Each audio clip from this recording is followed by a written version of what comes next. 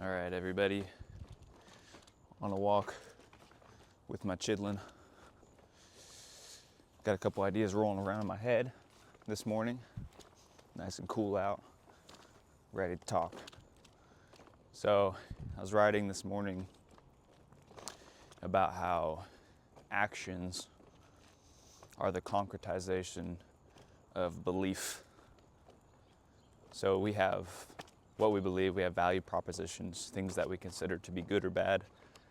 And then we have actions, which are the expressions of those beliefs. That's why people say actions speak louder than words, or preach always, use words when necessary. You know, if I value being healthy, I'll go to the gym and exercise. If I do not, I won't, regardless of what I'm saying.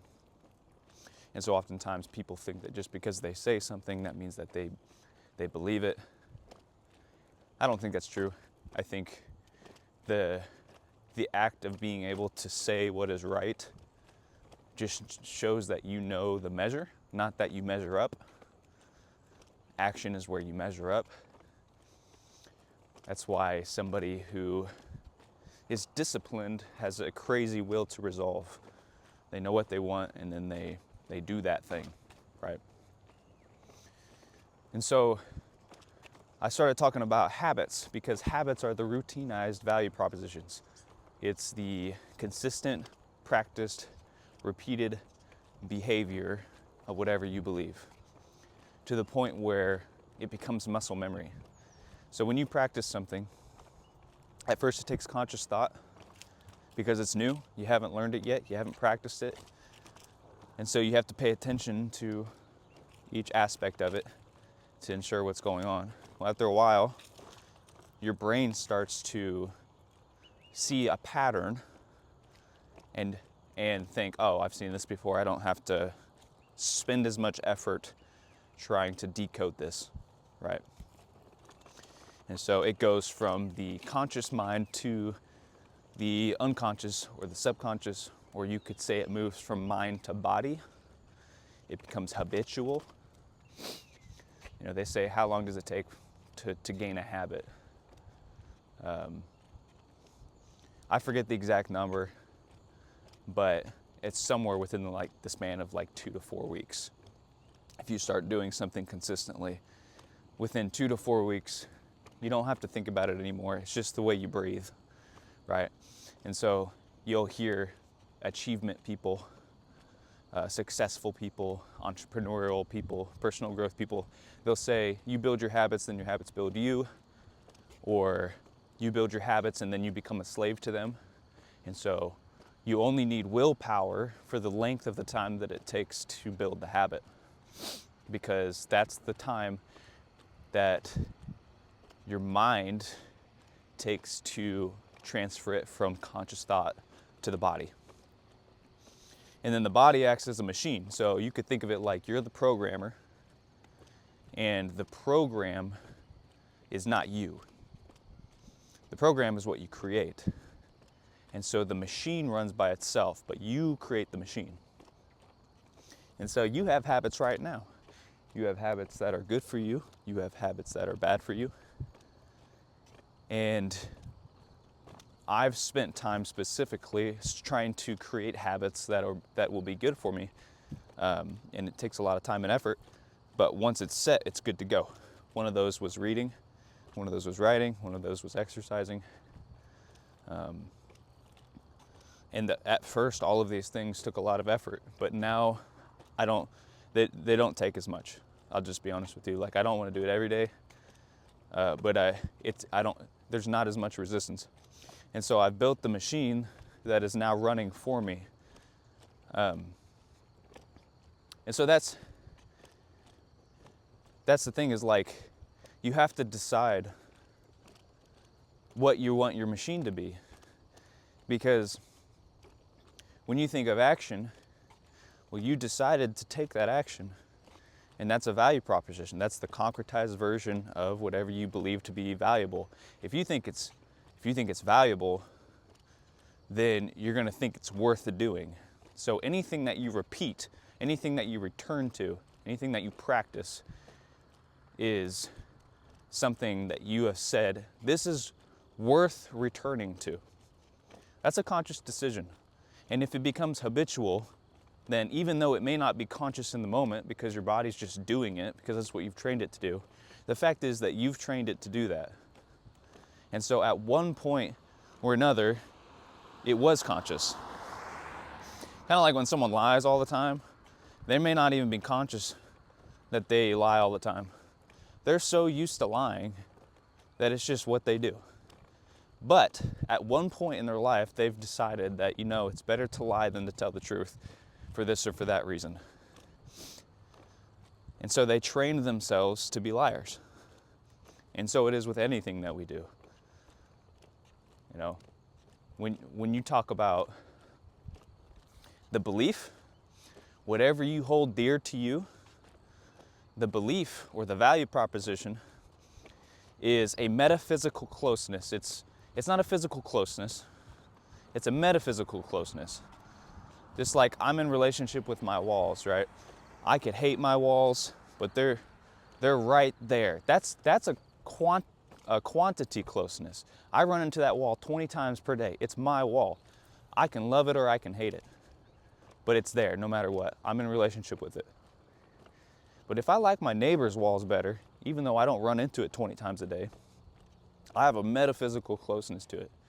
I long for it. There's something about that wall. Just gotta have that wall. And that sounds stupid, but we do it all the time. The neighbor gets a pool. Now we need a pool. Gotta keep up with the Jones.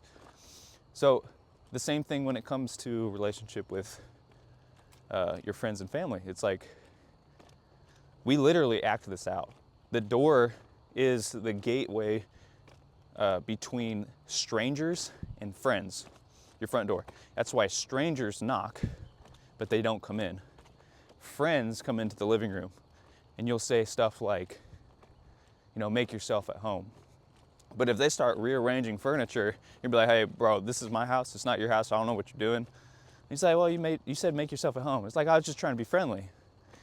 And it's because the friend gets more comfort in your home than the stranger, but they don't live there, so they can't rearrange things.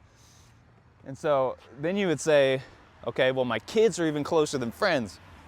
They literally get their own room in the house, but they don't go into the bedroom, mom and dad's bedroom.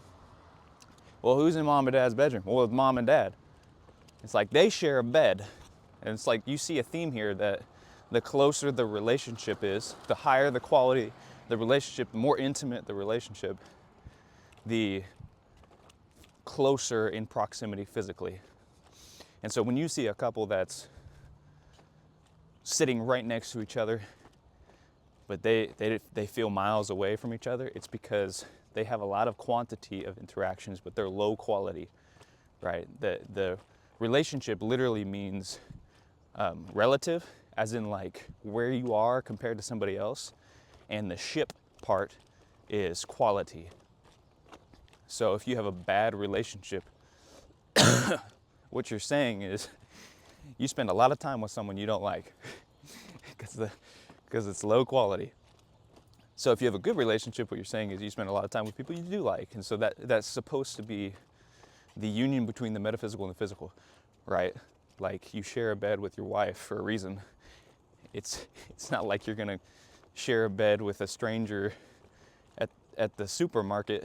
It doesn't make any sense. Nobody thinks that. It just makes sense that you would be with your wife when you sleep. So the same thing. I mean, it's the same thing for our beliefs, right?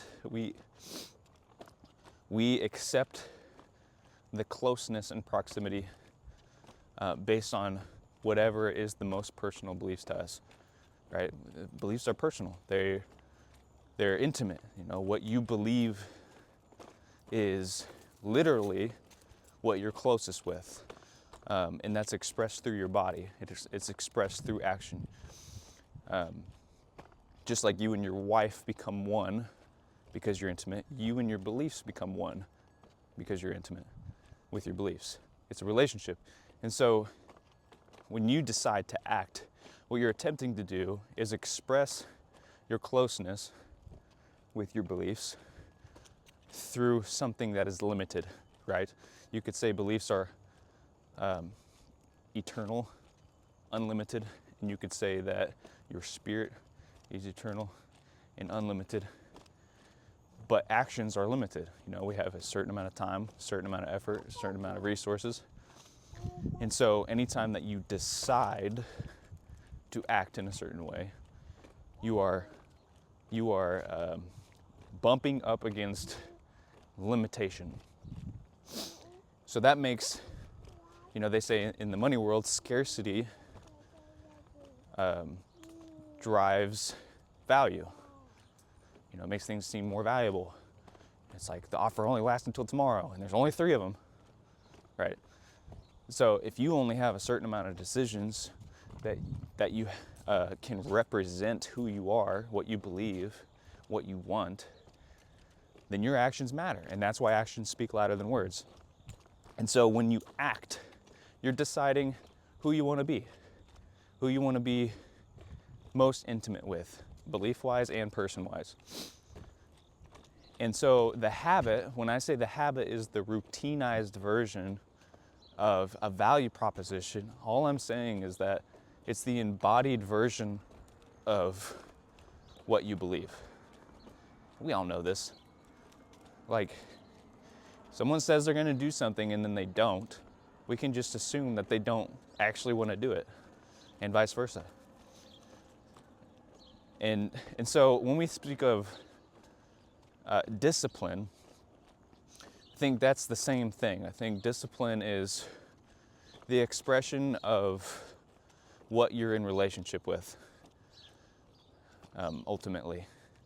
Because we could think of discipline like the limitations that expose our decisions. I've often said that discipline is like the way that other people can understand us, because when you do the same thing over and over and over again, what you're doing is you're sharing through a constant signal, right? If it's just noise, it's just noise. But if you're consistent, people can at least rely upon it. They know what to expect. And so that's what discipline does. Discipline is the bridge between you and everybody else. It's the solid foundation on which people can meet you on. And so when you are habitually sharing what you are intimate with and what you value and what you believe on a disciplined manner, you practice something, you repeat something over and over and over again, you're sharing who you are with the world through the confines of limitation. Because I used to view limitations as like, oh, I'm not free. If I have boundaries, I'm not free. It's like, I don't think that anymore. I think limitations are good. I've often compared it to playing the game of chess, right?